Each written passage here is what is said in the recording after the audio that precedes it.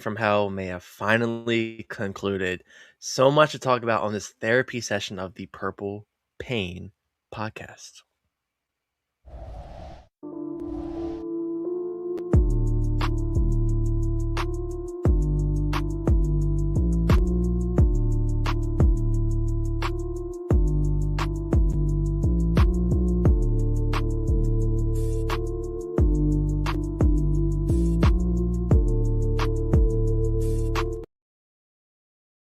Yes. Welcome back. Episode 362 of the Purple Pain podcast. The David Sharp, Vlad Dukas, Mike Flynn, Terrence Cody episode of the Purple Rain podcast. Terrence Cody, Mount Cody, a mountain full of problems with these Baltimore Ravens. We'll get into all of that. But, get through the housekeeping real quick, 'cause I know I want to talk about last night. Sutton wants to talk about last night, and the you guys in the chat want to talk about it. So first off, you can follow us on Instagram, the Purple Rain Podcast. This guy, X or Instagram at Sutton Def. Me, Instagram simply as10.prod, X simply as10. And yes, kind of gonna get into it. The Ravens did lose last night, 28-24.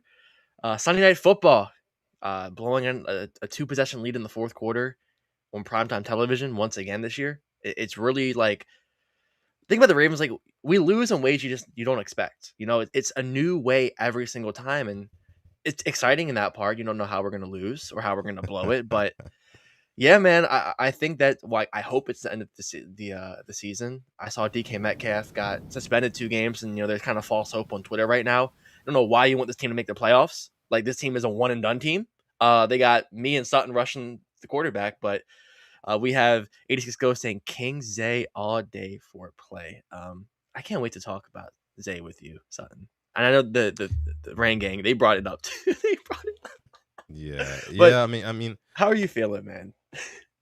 I am feeling you used a word that was interesting to me before we went live here. You said you were relieved, right? Mhm. Because the season from hell is pretty much over now, all but over after the Ravens dropped that game on Sunday Night Football, 24-28 to the Patriots. I am also feeling a little bit of that, but 90%, the overwhelming majority of the emotions that I'm feeling is rage and anger, which is why this Ravens therapy session, it may not be too therapeutic, right? I may get a little bit, animated on this episode of the show. I may get a little bit, loud, right?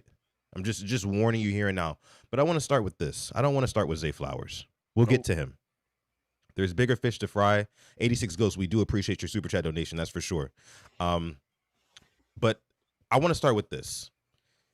Today, I saw a stat that said John Harbaugh, who, surprise, surprise, is going to be a common theme coming from me. I don't know what Alex is going to have to say, but coming from me, he's going to be a common theme on this episode of the show. So like the video, subscribe to the channel if you want to get into the Harbs talk.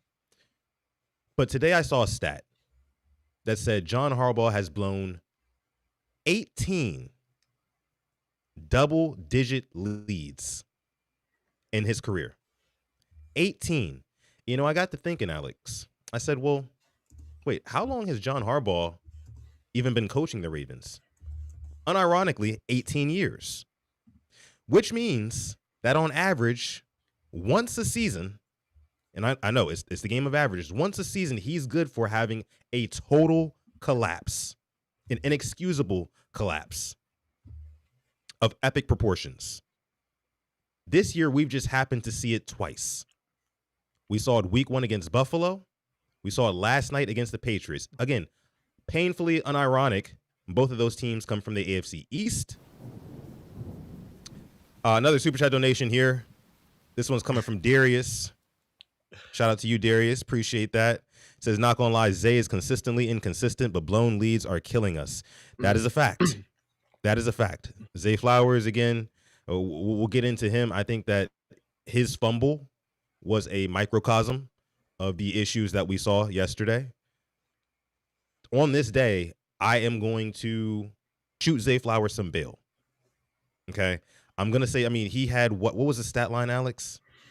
What was Man, he had like 5 catches in the first quarter, it felt like. Yeah, guy had like 7 or 8 catches. Let me see. Yeah, 7 for 84, and then the rushing touchdown. 7 for 84, the rushing touchdown, the end around. I mean, he was hooping. He was hooping. We can't act like he didn't look like a wide receiver one out there yesterday for the most part. Now, much like many other Zay Flowers mistakes, it's when he's pressing or trying to do too much. That's when it happens. You know, the fumble yesterday, I mean, he made a nice little juke move, little cut move, right? But somebody, I mean, and like I said before, all he does is when he's making these juke moves, he's just creating angles for defenders to come up and punch the ball out. That's exactly what happened. I can't remember exactly who it was who punched it out. Was it Chase on? Kalevion Chason. Yeah, it was Chase on, and that was the Ravens really their last shot. That was the last time the Ravens touched the football. But again, on this day, I'm not here to absolutely kill Zay Flowers. I'm not. I still don't think he's a wide receiver one. Does that mean that I want us to invest high draft capital into another wide receiver? Absolutely not. Does that mean I want us to go ahead and invest big time, in acquiring a free agent or trading for a guy? Absolutely not. Honestly, when it comes to the Ravens pass catchers, I'm good with them because we've seen it work before. And you got to keep the main thing the main thing. We are a run first football team, which is why I want to bring up specific plays from this game down the stretch of it that didn't make any sort of sense to me. Alex, can we do that really quick? Just really quick. Yeah. So, okay, let's go to recap here. Actually, you know what? I'll do you one better. Let me go ahead and share my screen with you guys. We have a video that we want to play from NBC last night where Rodney Harrison and Tony Dungy were talking. And as a matter of fact, Alex, why don't we play that first? Because it'll lead perfectly into what I have to say next. So let's go ahead and play that first. Here's Tony Dungy and Rodney Harrison giving their take on why the Ravens lost, why they're struggling, and kind of scratching their heads right along with us. Let's listen. It was absolutely ridiculous what they did, Coach, in terms of trying to run the football. How do you not have Derrick Henry on the football field the second half? That's the one guy the Patriots did not want to tackle. None of them guys, the linebackers, the safeties, the secondary, they wanted no part of Derrick Henry. And I totally understand you go in with a plan. We're going to alternate our backs, and we're going to play Henry a series, then we're going to play Mitchell a series. But if Steph Curry just hit 6 3-pointers in a row, you don't take him out and say, oh, this is your time to rest now. No, Derrick Henry was on fire. They couldn't stop him. You've got a lead. You got to protect the lead. He did not touch that. Not only didn't touch the ball, didn't touch the field for the last 12 minutes of the game. I'm going to just say this. I absolutely at times hate the Ravens' offensive strategy. And if I'm Coach Harbaugh and I got Derrick Henry, what are you saving him for? You saving him for next year? You might as well run him now. That's the reason why you redid his contract. You paid him a lot of money for moments like this. There's no way those other guys. Coach, we were sitting there talking about it. Yes. They were getting 7-8 yards. Easy. It was easy. And he took Derrick Henry out, and it cost him the game. And it was Todd Monken. And that's the problem with the Ravens offensively. And then they picked up the first down, so they had another opportunity to put him in the game at that point when they were up 3 at that point in time, Coach. If you're the head coach, offensive coordinator, I understand. If you're the head coach, Coach Harbaugh, what are you saying with Henry standing next to you? I'm looking over there, and he's standing next to me, and I'm saying, why are you over here? Are you hurt? And he says, I'm okay. Go back in the game. You're in the game. You have to be. And this, with our season on the line, and the way he was running tonight, and the way they had problems stopping him, at least I'm gonna. Even if I want to throw the ball, I'm gonna put him in there and fake the ball to him, so the whole team is going to jump on him. It just did not make any sense to me. You saw when he was in the game, Zay Flowers was taking off because everybody was stacked up. One-on-one coverage. Everybody's at line of scrimmage. Okay, so you kind of get the gist there, right? Alex, I want to toss it to you first here. Yeah. We just heard them talk about Derrick Henry. You know, obviously that's the talk of the town to Ravens fans right now. Probably the overarching narrative is the fact that Lamar Jackson left this game in the first half. And some people are saying, oh, did he quit on the team? Is he quitting on the team? What's really going on there? But us Ravens fans know the real culprit was the crime that was committed last night and Derrick Henry not getting the football. Alex, how did you feel about that and what they're saying here? Did you hear how upset like Dungy and Rodney Harrison were getting, like with our usage? Yeah. So hearing them get mad just kind of it just solidifies, I think, the fans' feeling. These are Hall of Famers, legends, the smartest guys in the game critiquing this. But when we were saying this, years ago, we're the bad guys. We don't know what we're talking about. So, End of the bar. yeah, were we wrong? Because there are people who, sit on their high horse online and swear that they're better than everybody else. But when we call it out, we're the problem, I guess. We're the problem. But I was at the game, and we were saying, where's Derrick Henry at? There was the put away drive, I thought. It was 24-21, about Yep. 6 minutes left. Yep. Just run it down their throat. It was 4th and 4. I wanted to go for it. And I'm not like that. I'm kind of conservative in those situations, but I want to go for it there. But that drive, I don't know why Henry does not see the field. It's 7 to 8 yards a pop. It's every year, And I thought maybe with Gus and JK, yeah, they aren't solidified ones. They have their moments, but, Lamar kind of makes them better. Lamar, he'd make Derrick Henry better, but Derrick Henry is a Hall of Famer, without Lamar and with Lamar. So why he didn't see the field, I have no explanation, and I'm still frustrated by it because we got him for these reasons, for these games, for these situations, and you take him out, and you don't give him what are we saving him for? Because at this point, why should he be a Raven next year? I know we extended him, but there's some big question marks, So I don't get it, man. I don't get it. Jeremy says I'm tired of this whole season. Lamar being hurt is getting annoying. Our coaches suck. O-line costly mistakes from players. It's getting old being a fan of this team for the past 6-ish years. The season ends the same way. The coaching errors, not using the best players in situations. The defense just kind of forgetting how to defend. And it's low-key the same culprits, it feels like, every single year with our downfall. It gets frustrating. And that's why I said relief. Because I have until April, really, I guess, for the draft. I can just not worry about football. I'll worry about it, but, I'm not. There's no point in getting mad. And I was sitting at the game yesterday. I thought we were going to win truly in my heart when we got the ball back. But when Zay fumbled and I got up, I felt free. I'm like, cool. This is it. I'm like, this is my last time I'll be at the stadium until July. And I'll enjoy my time away because it's like I've been in a toxic relationship with the Baltimore Ravens this whole season. Like you said, Yeah, they love bombed us last week. They freaking love bombed us. They took us out. They took us to a nice restaurant. Hell, wined and dined. they paid for the freaking mini golf after the date. And what do they do this week? Man, I saw them on Instagram liking their photos again. You know what I mean? You know what I mean? It hurts, Alex. It hurts. Oh my gosh. I felt that in my soul, bro.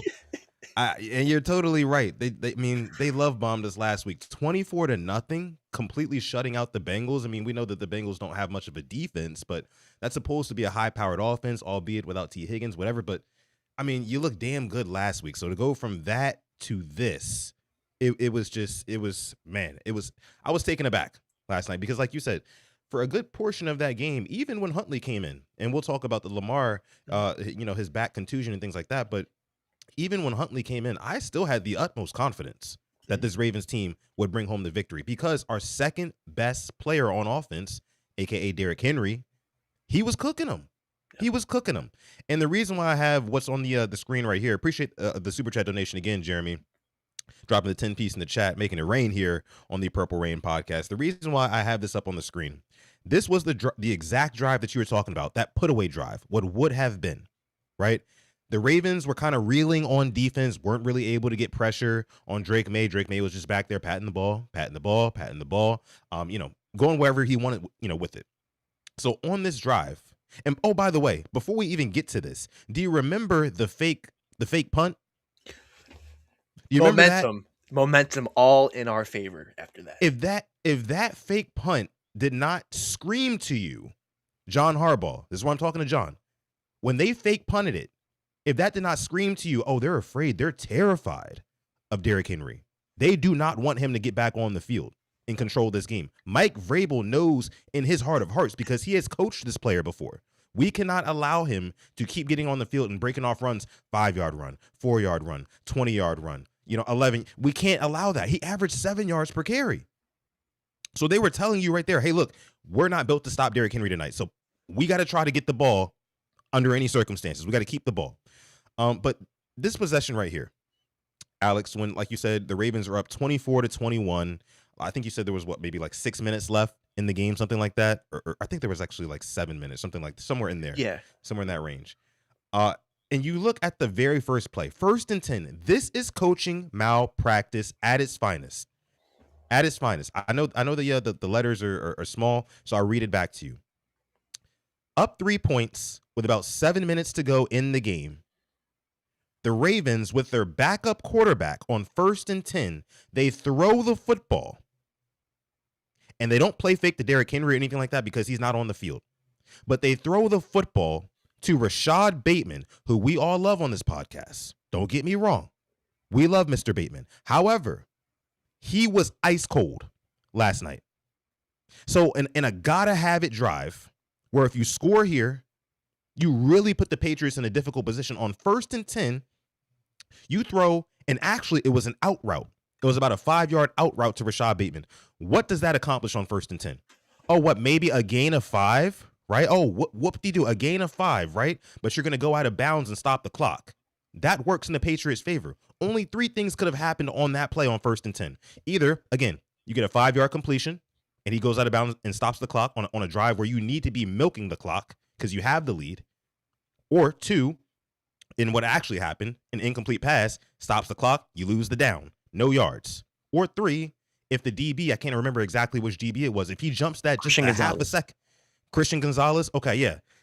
If he jumps out maybe like a half a second earlier, it's a house call the other way. You know, so there was just no, and that was clearly a scripted play. Like, that was what came down from Todd Monken to Tyler Huntley and through John Harbaugh's headset as well. You know, and Harbaugh greenlit that. And Keaton Mitchell's on the field. Let's move on, though. After that, you get a 4-yard run from Keaton Mitchell. After that, you get an 8-yard pass from Tyler Huntley to DeAndre Hopkins. And I believe that's what gets the first down. Mm-hmm. When you get that first down, why do you not then bring Derrick Henry onto the field? The one guy that they have not proven to stop. He should have been in at the very beginning of the drive. He should not have even left the field. But he's just somewhere on the sideline next to John Harbaugh. And Alex, before I toss it to you, this is the most damning part to me. This is the most damning part to me. And I'll bring this up on screen because he was asked about that today. John Harbaugh was asked about that today. And kind of like what he thought about the decision making that went into Derrick Henry not seeing the field the last couple of drives. As you can see here, this is tweeted by Jonas Schaefer. John Harbaugh said, there's just a lot of things you're thinking about. There's a lot of things you're thinking about in that moment. How in 18 years of being a head coach, if the bullets are still flying too fast for you, 18 years in, if the game has not slowed down for you, 18 years in, maybe it's time to retire. Maybe this just isn't for you anymore. You know what I mean? How do you react to this, though, Alex? Sleepy John Harbaugh. I saw that on Twitter. I didn't make that up. That's a good one. But this is like, to me, this is my brother in Christ. You're at Subway. You made the sandwich. This is your job. This is all you.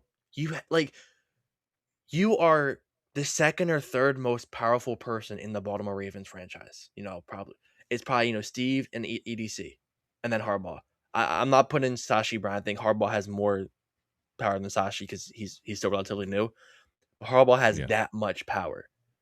You're gonna sit here and tell me if any of them say no to you overruling it, that you're gonna face any type of consequences? You're the head coach, 18 years, and you don't understand. Like Derrick Henry, he got a big extension.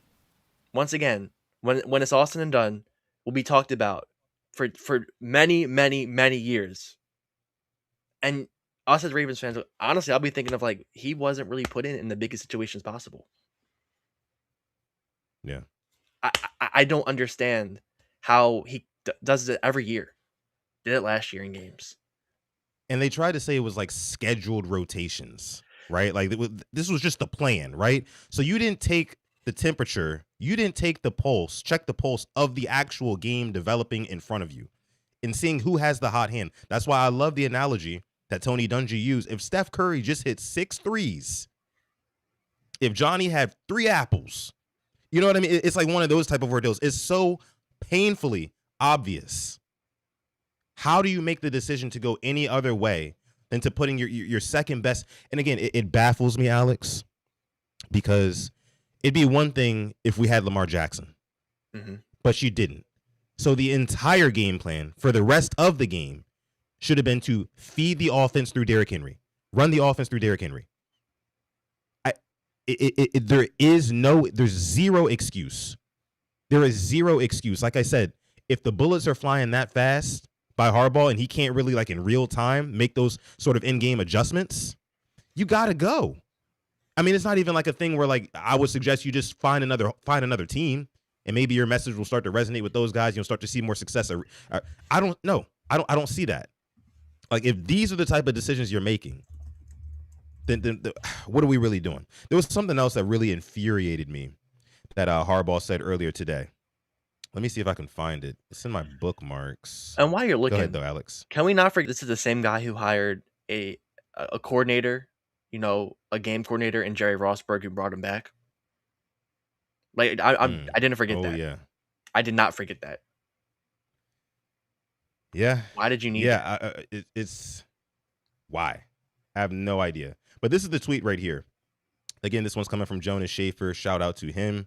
It says, John Harbaugh said it was decided after a conversation between Willie Taggart and Derrick Henry that Keaton Mitchell would lead off as the Ravens running back on their penultimate drive. Harbaugh said he wishes Henry came in after the Ravens got their first down, but Mitchell stayed in. That is your job. You wish? Yeah. That's stuff the fans say. Now I'm getting pissed off. That is stuff the fans say, not the head coach of this establishment. I've never been more fired John Harbaugh. And it baffles me. Like, here's how I know, like, just people in history, we've seen this. People, like, follow these blind leaders. How can you even defend this guy anymore? What makes you say he is the right guy to take this team forward? What have you seen in the past couple of years that you really believe that?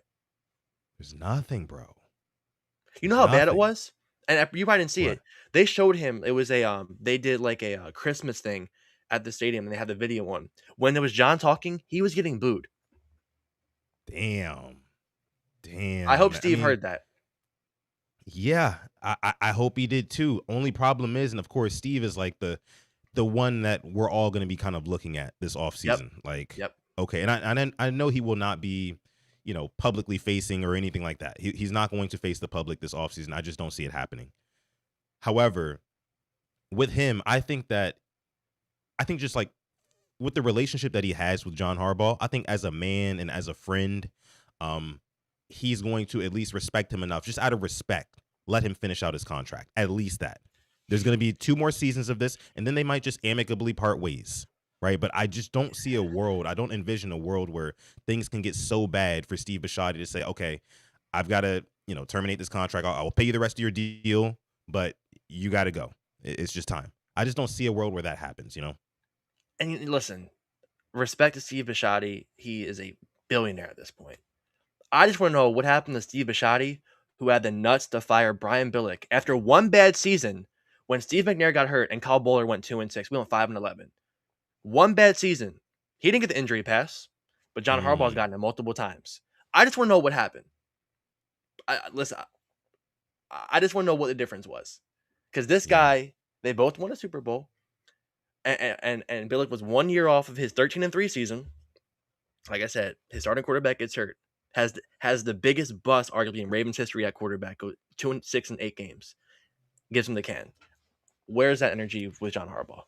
Well, I do think that the main difference there, Alex, is the fact that Steve Bisciotti hired John Harbaugh. He did not hire Brian Billick. Brian Billick was an Art Modell guy, if I'm not mistaken. And what's his name? Steve Bisciotti, when he came in and he took over, he hired John Harbaugh himself. So I think it's just like, again, an 18-year relationship. The longer these relationships start, go on, everybody's kind of been in a relationship where, like, it's over before it's over. But, like, you've just been together so long, you can't just, like, rip the Band-Aid off. It's like, one of those type of things, right?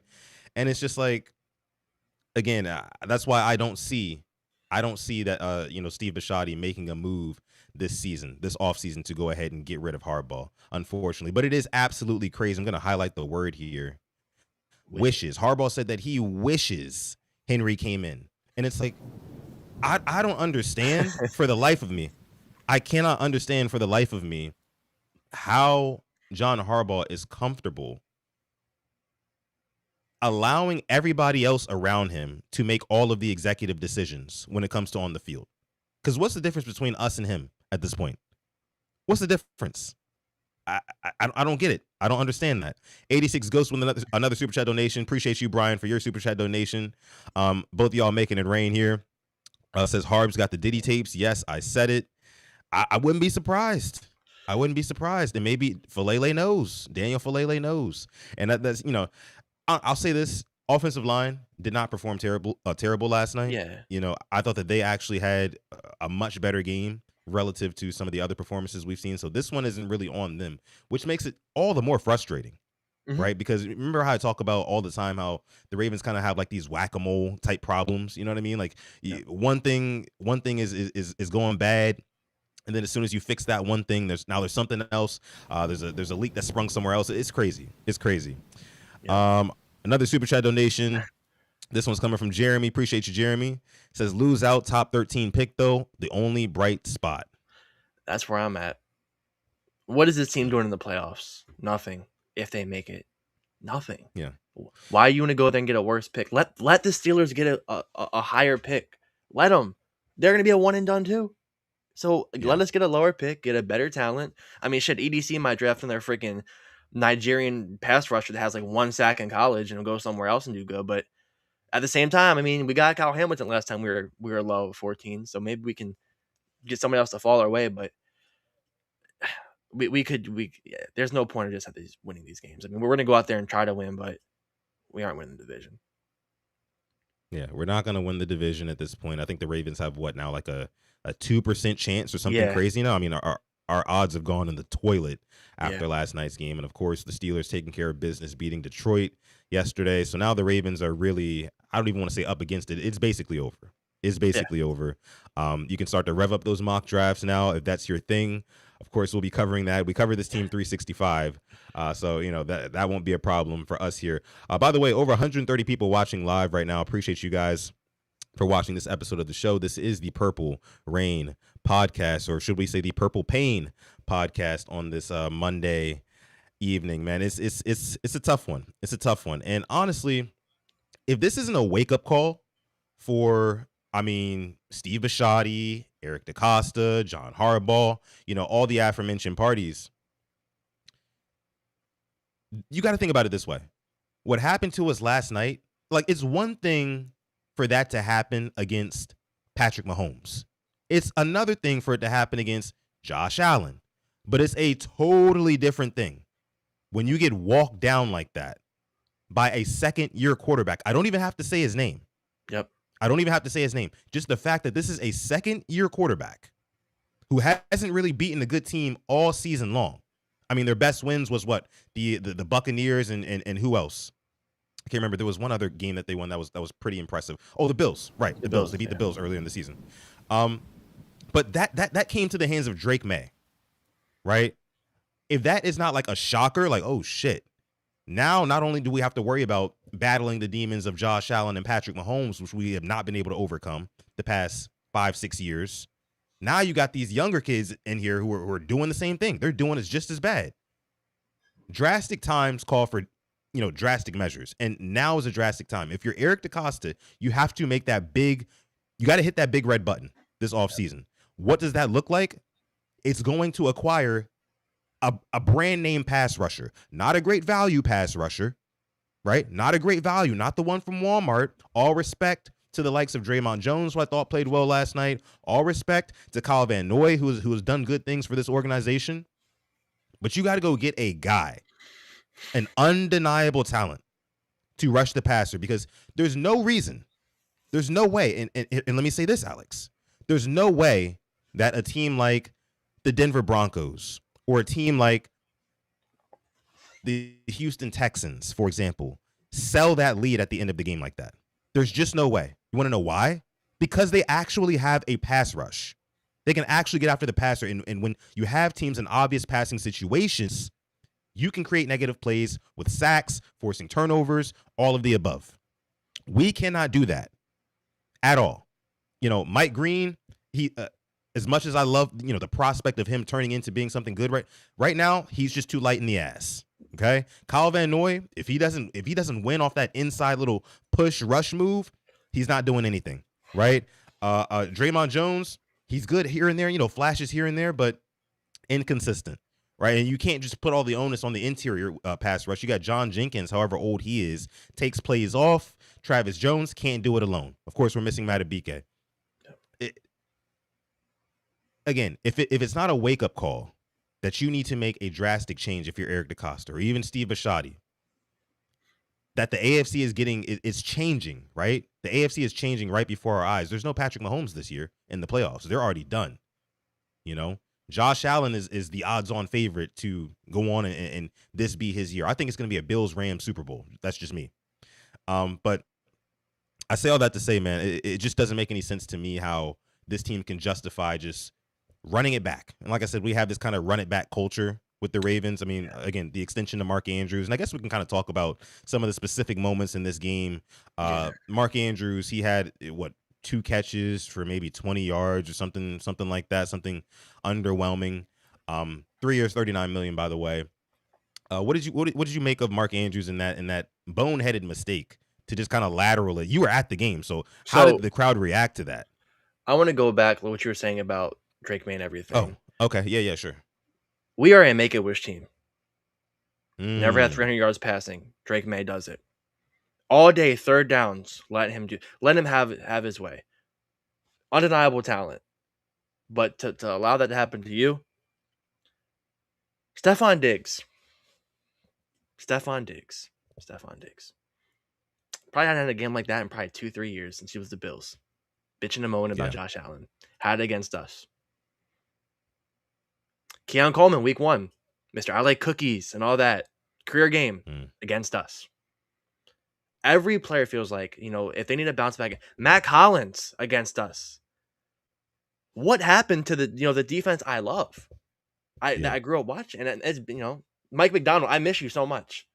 Hell, I'm rooting for the Rams or Seahawks to make it. Or to win it all. At this point. If I saw Mike McDonald, I feel like, I a little bit of that. I'm celebrating with him because I wanted Mike. And, it feels like we were right. But now going to Mark Andrews. I have defended this man. I even like the extension. Get this guy off the team, bro. This guy isn't serious. This guy isn't serious at all.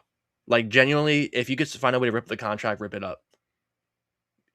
I'm like, I battled with him through the drops, through last year and everything.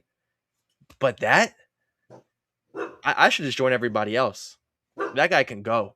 Like, good job for attaining your legacy. Triple crown, receiving yards, this and that. When was your moment? I think of that Colin Cowherd video. He's like, when you think of Magic, you think of the smile. Jordan, the daggers. LeBron, the chalk. When you think of Mark Andrews, what do you think of in big moments? What do you think of? Because I'm thinking of drops. I'm thinking that, like, when you say Mark Andrews, I think of that 2-point drop. And that shit last night, out of instinct. When have you ever shot that shot? You aren't Ed Reed. You are not Ed Reed. Yeah. I mean, I guess he got some inspiration from Kyle Van Noy from last week, huh? Bro, and the fact that Harbaugh's just always off instinct. But when Kyle Hamilton did it in that safety, he's like, I question if he graduated from Notre Dame. I question if you're a fucking coach, John. I really do. I question if your brain's all the way there. I would pay for him to get a test right now on his brain to see how much activity is up there, because it ain't a lot. It really isn't. I don't know what goes on in his head. But we, the championship or bust culture. I remember that week 1. That's a poor way to think about it. Get this guy off the team, bro. Get Andrews and Harbaugh. They can go with him. They can go. They can fucking go. I mean, again, man, the Mark Andrews extension made 0 sense. 0 sense. Kind of because I mean, since then he's had one catch for 9 yards, then the next game 2 catches for 18 yards, and then last night I think like 2 catches for 20 or something like that, and almost had a very costly turnover, right? I mean, at that point the Ravens had 2 timeouts. There were like 19 seconds left in the half. You had 2 timeouts. You don't have to do that. You do not have to do that, right? All we're trying to play for is field goal range at this point. We're damn near at midfield. You call a timeout, you get a play in, and you try to get down the field, man. You don't put the ball in harm's way like that. Like you said again, when have you ever shot that shot? Never. That was just so mind-boggling to me. And again, he was lucky that we were bailed out by offsetting penalties on that play, because had it not been that, man, we'd be having a much more spirited debate about, or talk about this topic here, Mark Andrews. But outside of that, what else from this game really was like a big head scratcher for us in this one, Alex? I mean, Humphrey getting beat. I'm Man. glad. Listen, the thing with him is like he's getting the turnovers that he wasn't getting years prior, but he's getting cooked bad. And they're gift wrapped at turnovers too. yeah, Let's I'm be like real. and once again, I'm grateful for, he's been here for a while. He's was a staple of this defense. But at this time, man, like, why should we pay you? Because you're getting beat by guys like the Mario Douglas. Yeah. You were covering, the top of the top. And with all due respect to Mario Douglas, and no disrespect to him, but Marlon Humphrey was regarded as a top corner in this league. Getting burned by him. And I this mean, is he gave a free release to Kyle Williams, which ended up being a deep ball touchdown, man. And then we're going on our podcast. Like, I didn't want to bring up the podcast stuff, but this shit is not serious. This defense isn't serious. It just isn't. They're front runners. That's what they are. They're once just again, a bunch of front running. Yeah. No Ravens wired this week. Don't forget about that. Absolutely not. No Ravens wired. No, you can cancel that. Yep. You can cancel that. You know what I'm saying? There will be no Ravens wired if you're looking for that to come on like Christmas Eve, because I think they normally drop them on Wednesdays. Christmas is on Thursday, I want to say. If you're looking for that to be your nice little Christmas Eve watch, you can forget about it, because you want to know why? From top to freaking bottom of this organization, they're front runners. From Steve Bisciotti to John Harbaugh, all the way down to the Ravens media team. All of them. Right? And it's embarrassing as a fan, like, having to sit through performances like we saw last night, and then for them to get up there. I think Harbaugh was also asked, and I guess we can start kind of talking about this maybe. John Harbaugh was asked about his future with the Ravens, and he was basically saying, like, we're focused on right now. We're focused on the Green Bay Packers. He said something along the lines of, I don't do the job to keep the job. I do it or something like that, something crazy like that, right? I don't have the exact quote. It was just another Harbaughism, right? Who really cares? But they have the audacity, the unmitigated gall to get up there each and every week and tell us, like, hey, we're moving on. Everything's fine. Like, they're going to gaslight us into thinking that, the fact that they didn't get Derrick Henry in the game after he scored that touchdown and there was 12 minutes to go, they're going to gaslight us and make us think that was not coaching malpractice. Again, 1st and 10, your backup quarterback is in, your second best offensive player is on the bench, and you throw the ball on 1st and 10. You're up 3 points. It's just like, where I cannot logically come to a reasoning why the Ravens would do something like that. I just can't. And somebody has to be held accountable for it. Nobody will. Again, front runners, man. Front runners. That's what's so frustrating. Like, this game was there to be won. And I still feel the same way about the Patriots. I still, like, Drake May look really good. Everybody's looking against his defense. We were dog walking that freaking defense. Like, walking down, like, that should be a Ravens win, and it's not. But that's what makes it, I think, even more upsetting, because that game was there to be won, and we blew it per usual. Not surprised, choking per usual, and nothing's gonna happen. Nothing's gonna happen. John Harbaugh, he'll be sitting back in Florida, Jupiter, Florida, lemonade, umbrella in it. Go Boys Club. Like, Me and you, end of the bar. Yeah. If it isn't the most, and I hate to use this term because I really hate this term, but like beta type energy. It is. Right? As a head coach, to sit on that sideline and not live or die by the following 2 things. Your decisions, your executive decision making, number 1, and number 2, your best players. That's all you have as a head coach, right? You are supposed to make the final, most executive decisions. There is no, I wish Derrick Henry got in the game after that first down. There is none of that. No, you have to make the executive decision. Sometimes you have to push back on Todd Monken, push back on Zach Orr, whoever, are in those roles at the times. And you have to tell them, hey, look, no, I'm the head coach. This is what we're doing right here. I've been coaching this team for 18 years. The game has slowed down for me in a way where I've been here before. In fact, I've been here 17 other times before this night. I know what to do here. The fact that you keep making those same mistakes and not living or dying by your own decisions, or also living and dying by your best players. Your best player is out of the game. And the second best player that you have, who's actually cooking, you don't have him on the field. And instead, the next day you're saying, oh, I wish he was on the field. Well, why the hell wasn't he, John? That's not an answer. That's not an answer. It's your job. It's your responsibility. That is in your direct job description. You have total dominion over this team and what they do on the football field. There's no excuse. And if Steve Bisciotti didn't wake up in a cold sweat earlier today and realize these things in real time, what's happening to his team, or I guess you could better put it, his asset, because I think he's only really concerned about, the team being in the green, actually making money and profiting, then I just don't know. I don't know what the next course of action is, man. I mean, I guess we just have to kind of play out the rest of Harbaugh's contract, but yeah, man, I guess kind of speak to that. I mean, he doesn't deserve it.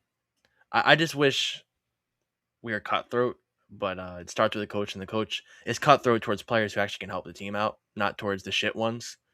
Part of my language. Voorhees got hurt. I thought Emory Jones did pretty good. Didn't hear his name. You have Peebles not playing, but you have Tupuo in getting beat for Vermontre Stevenson touchdown. Why the fuck is a practice squad player in on a possible game-winning drive? Once again, with all due respect. Yeah. Right. Coaching malpractice.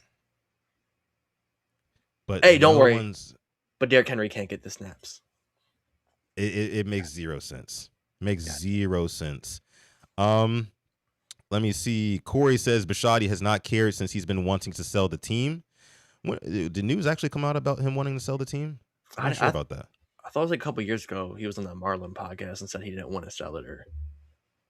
Yeah. Seth says the Ravens should be the most talented team. Yeah, with all the talent on the roster, man.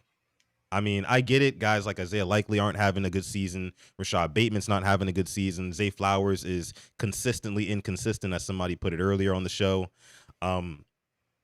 But at the same time, you got Derrick Henry, bro.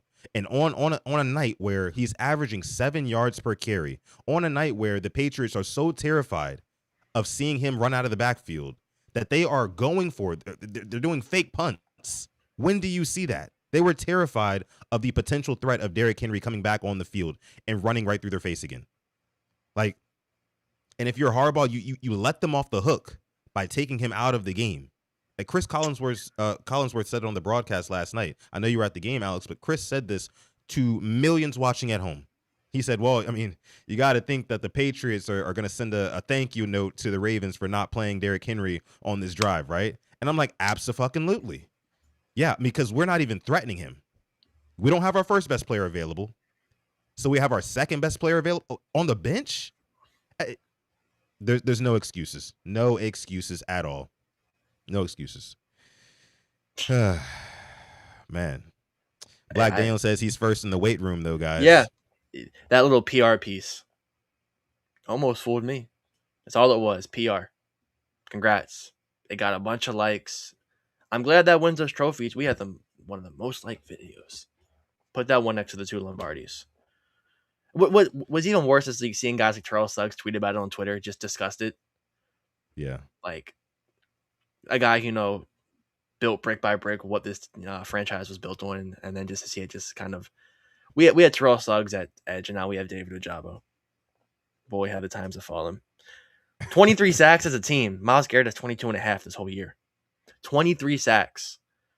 Not good enough. And nothing will change. Nothing will change. Yeah. It's most again, it's scheme, because Owe, they said, is kind of turned around the whole Chargers defense. I'm not trying to say that's Myles Garrett or that's TJ Watt or that's Trey Hendrickson, but somebody got him working. Why couldn't we do it? Mike McDonald had it. what That's happened. true. That's true.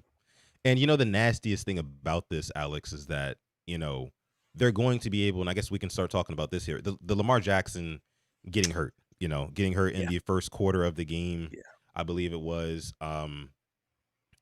That's where the narrative will be. That's what narrative will be focused on coming out of this game, and that's where the blame will kind of be placed on. I think the entirety of this season. I think if you're Steve Bisciotti, it's very easy to say that. Oh, I mean, John could have done better this season if our star quarterback wasn't hurt for 4 or 5 games, and then if he didn't leave that game against the Patriots, we might have had a chance, but even us Ravens fans who watched the game, we know that Tyler Huntley did not make any damning mistakes or anything that would Oh, actually make him look like a painful to watch backup quarterback. No, he did what he was supposed to do, and that's why, again, like I said earlier, I had faith that even with Huntley in the game, as long as we called things correctly, we could win this game. And Yep. to be up 2 possessions in the fourth quarter and then get walked down by a second-year quarterback, I mean, what do you say? I mean, I I'm don't gonna know. say first off, I don't like how whenever it's Lamar, it's always he could have came back in or he quit on the team. Why is it just him? Why is it always he quit on the team? It's like he's the only quarterback they kind of run with that narrative. Mainly, it's that big nose fraud on first things first, kind of running that narrative.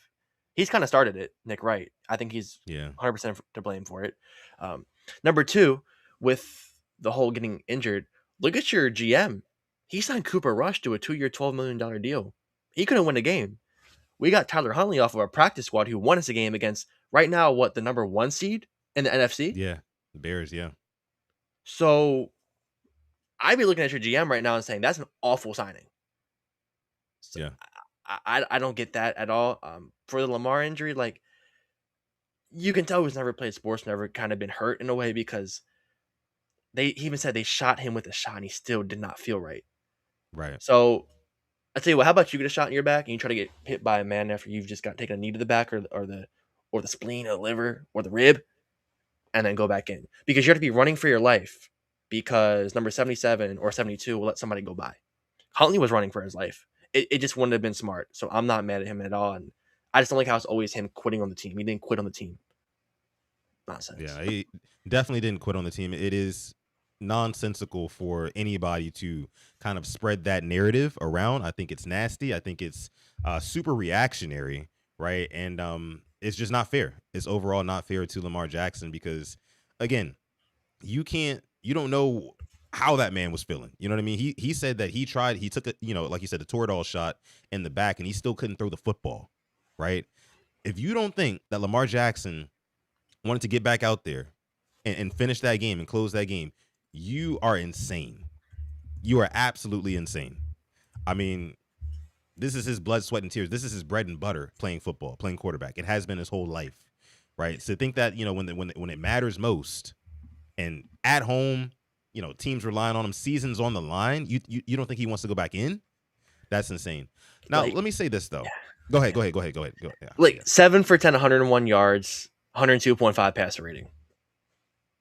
Yeah. You don't think he didn't want to go back in? That first drive, he split them apart like a knife going through butter on a hot summer day. He would have had his way. Like, let's not make no way about it. He was having a great game, and then going out was awful. Yeah. But go ahead. What was I about to say? Shoot, I kind of lost my train of thought there because we were talking about Lamar, him being hurt. Dang, I lost my train of thought. It'll come back to me. I was reading a comment. It kind of distracted me. But we do have a super chat donation in the meantime to get to. This one's coming from Don. Appreciate you, Don, dropping the 5-piece in the chat.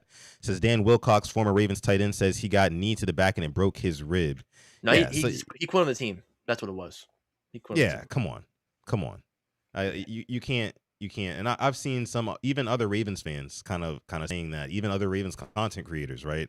I won't say exactly who, but I think that's a nasty narrative to spread. I don't like that at all. I don't like it at all, especially considering, Lamar Jackson, he's been banged up all season long, right? Like, I can only imagine, like, how many different ailments he actually has, like, just walking around. Like, it's tough, man. It's tough. Another super chat donation coming from Love Y'all Forever. Appreciate that. Appreciate the love. Making it rain here says John just said he didn't have Derek because he had a running back rotation and could have put him in, but it was tough to do in real time. This guy is a dummy. Yeah, I mean, there's no excuse, especially after the first down. I could see if the Ravens just went automatically, just a quick 3 and out, maybe it was just bang, bang like that. We had some plays dialed up, but no, you got a whole entire first down, right? Yep. You had a chance to say, hey, look, 22, go back out there and bring us home here. They're reeling. We're going to score another touchdown. We're going to go back up 2 possessions. Go back out there and do it for us. Keaton Mitchell is averaging 1.4 yards a carry to this point. Derrick Henry's averaging 7, which means in theory, if you just gave him the ball every single play, we'd go right down the field and score a touchdown.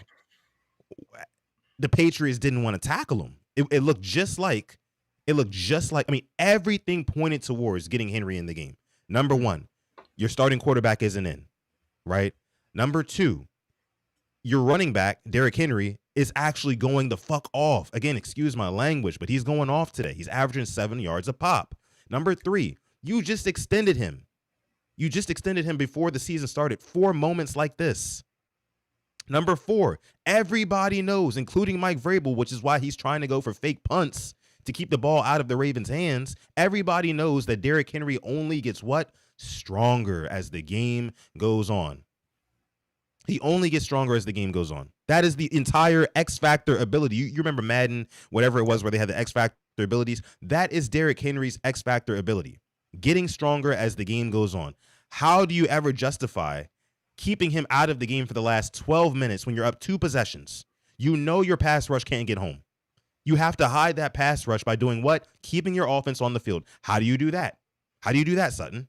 You give the ball to 22, Derrick Henry, and let him salt the clock away. You don't throw 5-yard out routes to Rashad Bateman, who has no catches on the day, having a terrible season, and that play is going to do nothing but maybe give us 5 yards and stop the clock, which plays into the Patriots' hands. It's baffling. You can't make this stuff up, man. You cannot. You can't. And can you just imagine the Niners tonight taking out McCaffrey? Close game, put away drive, no McCaffrey in. Eagles, no Saquon in. Colts, no JT in. Could you it's just us. Yeah. It's just us who does this stupid stuff, and everybody I think sees it in the NFL, and it's gonna keep on going on until that #that guy's gone. But oh man, it's just the same thing every year. It's just Groundhog Day. We're just talking about it a little bit earlier this year, not in January. It's still 2025, so we have this conversation twice this year in 2025. We won't have it in 2026 until maybe later in the year if he's still here. I just don't get why we do this, but maybe we're not supposed to get it. It's the beauty of it all. Keep us on our heels, on our toes. Yeah, it's certainly not it's not fun being a fan of this team. It hasn't been for some years now. I mean, the Lamar Jackson highs are really high. Of course, they always fall short right around the playoff time. But like you said, I mean, this year feels different because we haven't even had the regular season success that we're used to, right? And you can blame it on what you want. You can say, oh, Lamar was hurt for, a good portion of the season. You can say that, losing Nnamdi Madubuike was a huge blow in week 2 of the season. You can say all those sort of things. Like, this season should not have been as turbulent as it was or as it's going. It doesn't make any sense for it to be this bad. This Ravens team was projected odds-on favorites to not only make but win the Super Bowl this year. Win the Super Bowl. So to have that sort of fall from grace, right, and on multiple different occasions, and I'm glad a lot of these big losses, like last night, the one against Buffalo, I'm glad they're in prime time. I'm glad the entire world got to see. Is it embarrassing as a Ravens fan? Yes, but it needs to be seen. Right, I assume that Steelers fans probably feel the same way. They'll probably feel the same way by the time their season's over as well, because I don't really see them doing anything in the playoffs. But they feel the same way about Mike Tomlin. It's like we need the national media to start really making this hot, because that's the only way that Steve Bisciotti's seat will start to heat up. And again, he owns the team, so he's good there. But he's going to feel a lot more pressure to make some changes to his asset called the Baltimore Ravens. If he turns on his television, right, or he just hears in passing, oh, what's going on with the Ravens? Is it John Harbaugh? Do they need to make a change? When those talks start to heat up, then it's a totally different ballgame for him. It's okay when you can blame players, right? it's okay for Steve Bisciotti when you can blame players and things like that for the reasons why the Ravens are losing. But it speaks directly to his negligence, right? And his kind of attitude around how he wants to deal with the team.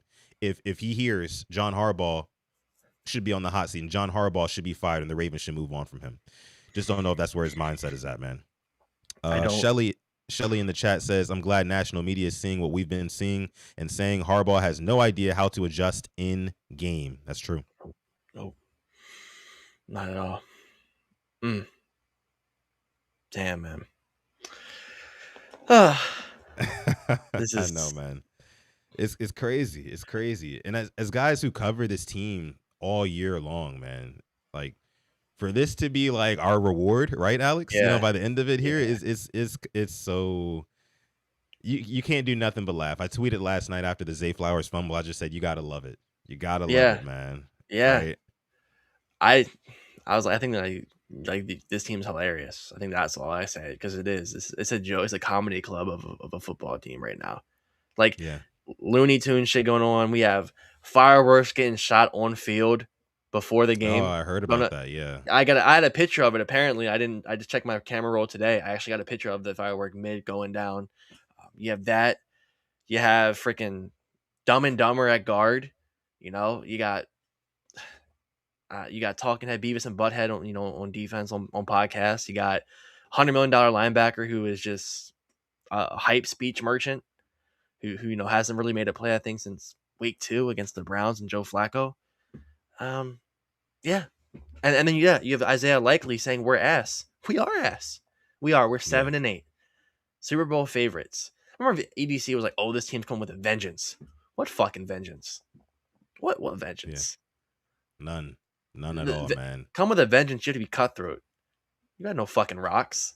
This coach is fucking ball shriveled up in the fucking raisins. They're back in his body. Like it's just that guy has no type of just like cutthroat shit in him at all. That's truly how I feel about him, man. JD says, did you guys see the Isaiah Likely video? Yeah. Is that what you were talking about? Is that where you said we were as? Throw Likely in the doghouse, man. Go ahead. Go. Let him go to Kansas City at this because Kelsey's going to retire. Just let him go to Kansas City. Yeah. I mean, at this point, I mean, they're going to have to make some sort of move like that. But again, man, it's really frustrating because the Ravens are kind of still in this this purgatory type position. You know what I mean? Because the Ravens aren't going to get a top 10 pick, right? You're not going to get a draft pick that's going to undoubtedly move the needle, right? You're going to get a mid-round draft pick. I'd assume the Ravens will be picking somewhere in maybe that 14 to 18 range. Alex, does that sound about right? Yeah, somewhere in there. You know, you might hit on somebody good. You might get another Kyle Hamilton, right?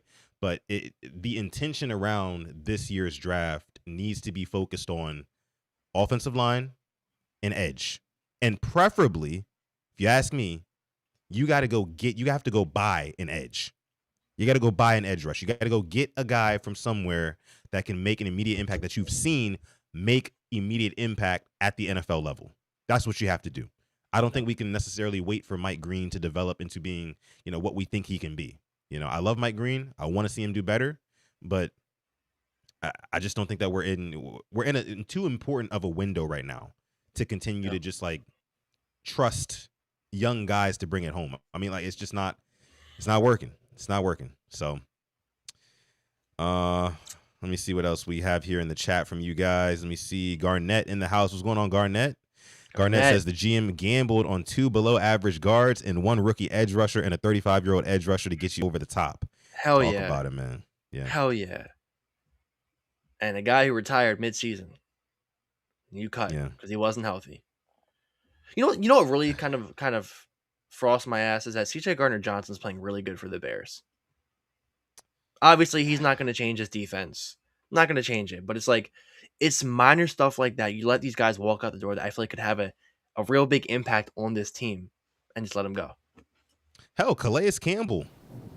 Let's talk about him. I mean, he's having a good season with the Cardinals. You know what I mean? Like, Certain things, man. We got another super chat donation. This one's coming from Maddie. Boom. What's going on, Maddie? Freaking boom. Appreciate you dropping the 5-piece in the chat. It says Todd Monken will get fired and nothing else major will happen this offseason. We are stuck. Not even mad. What happened last night was expected. And yeah, Maddie's telling the truth right here.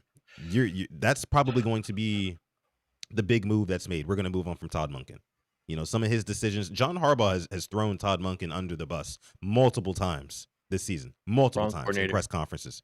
You know what I mean? Like he's literally saying things like, "Oh yeah, I mean, we wish we could have that one back. It was just a bad decision, this and that." And it's like, bro, the buck is supposed to stop with you. I don't know how the accountability always seems to bypass you and land solely on your coordinators.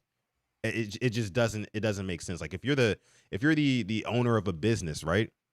And you but you hire managers, and those managers aren't getting the job done, and it's leading to, it's the detriment of your business, the downfall of your business.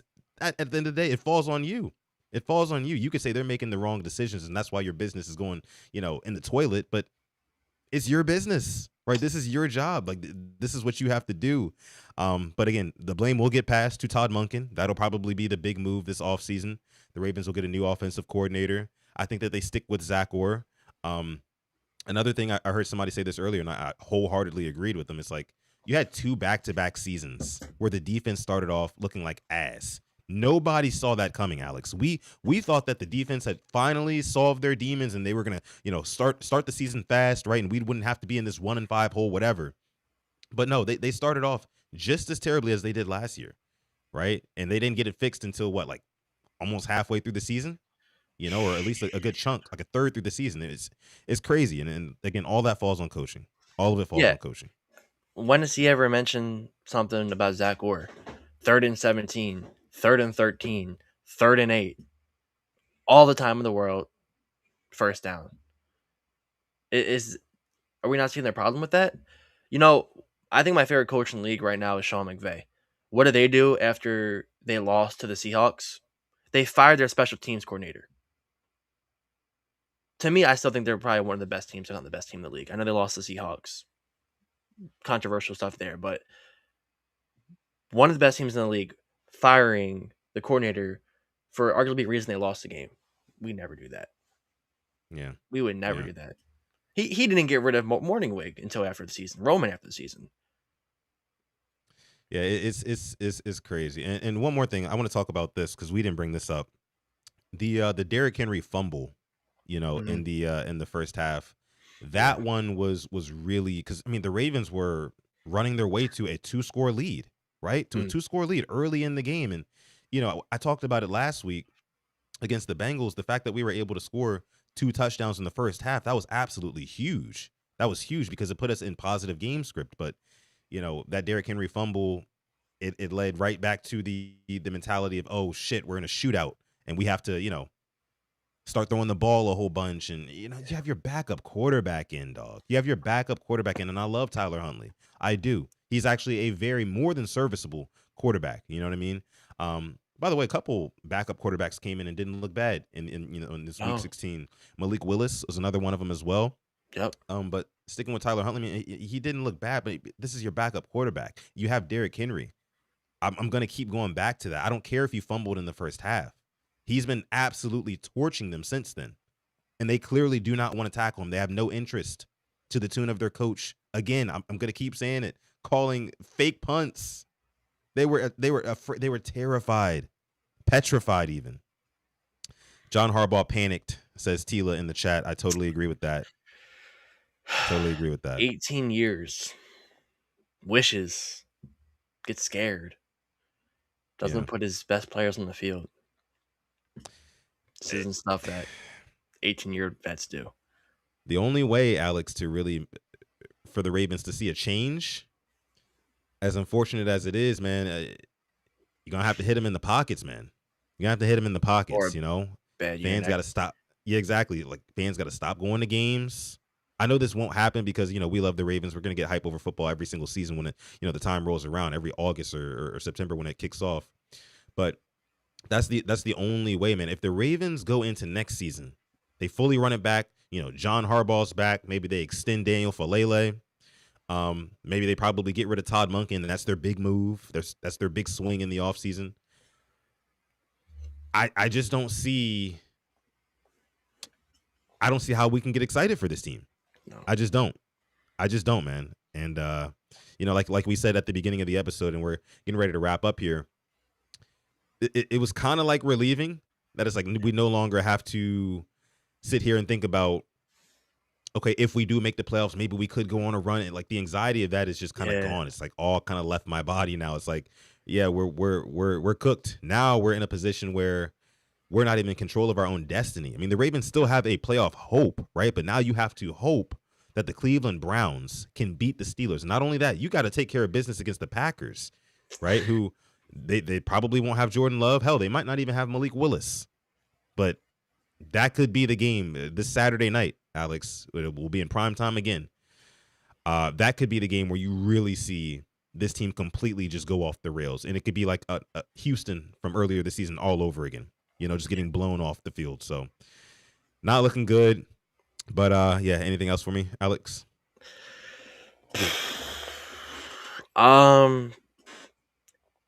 Like I said, I'm still relieved. I think now I'm more just frustrated at the way it went down because, like I said, it was there to be won. That 100% should have been a Ravens win.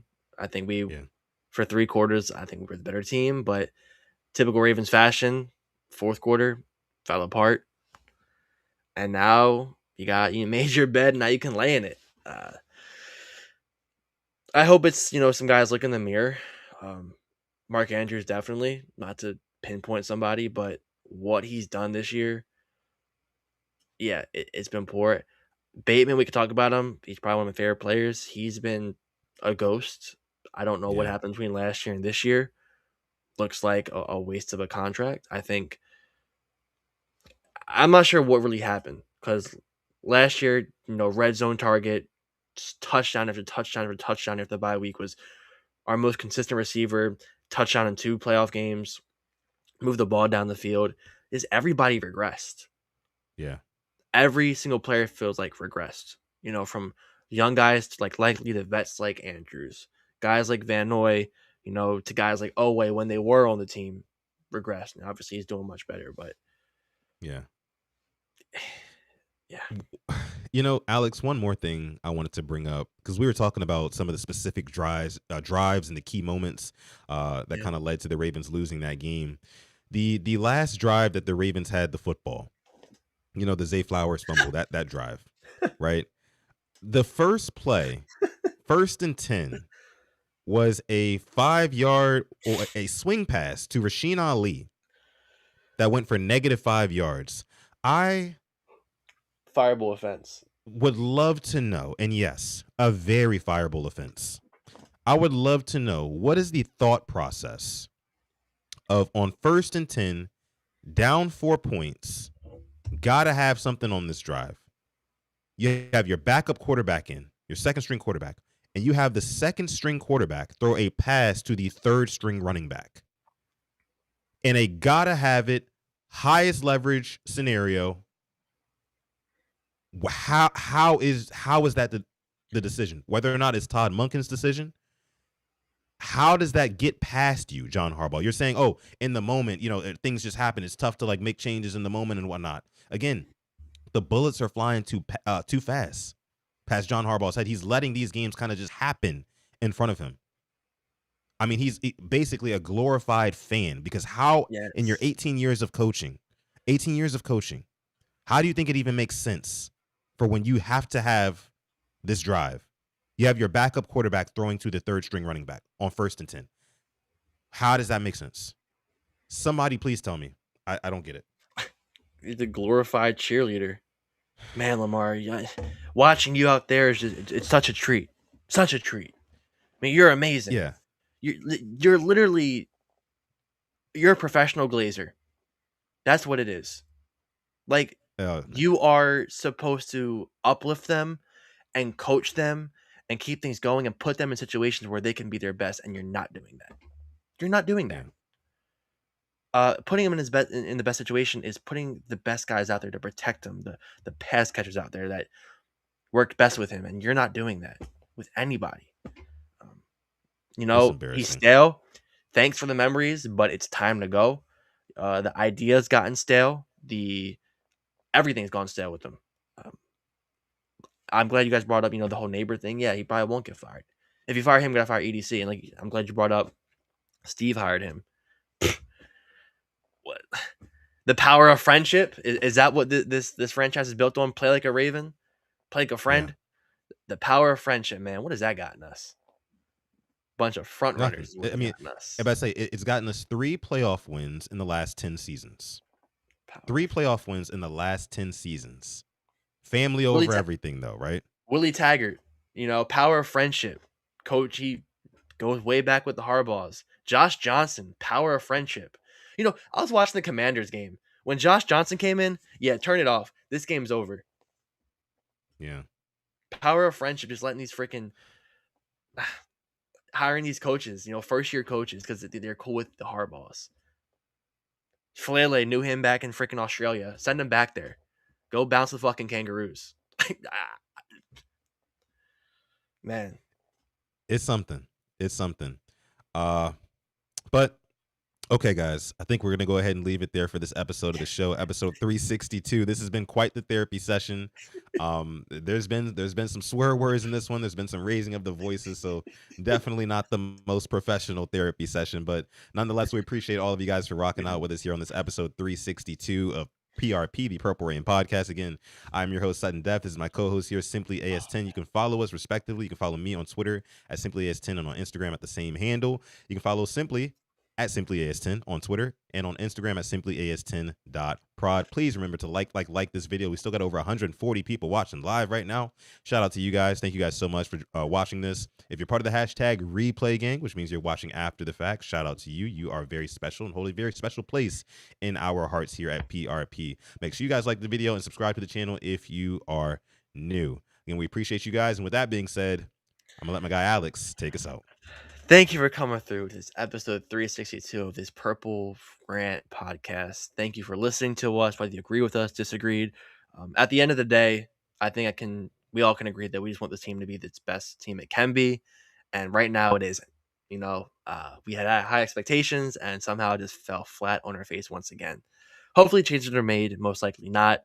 But we appreciate you. We love you. And as always, stay positive and test negative. Yes, yes, yes. And never, ever, ever forget, even on the rainiest of days, to call God. This has been episode 362 of PRP. We're going to catch you guys in the next one. Peace.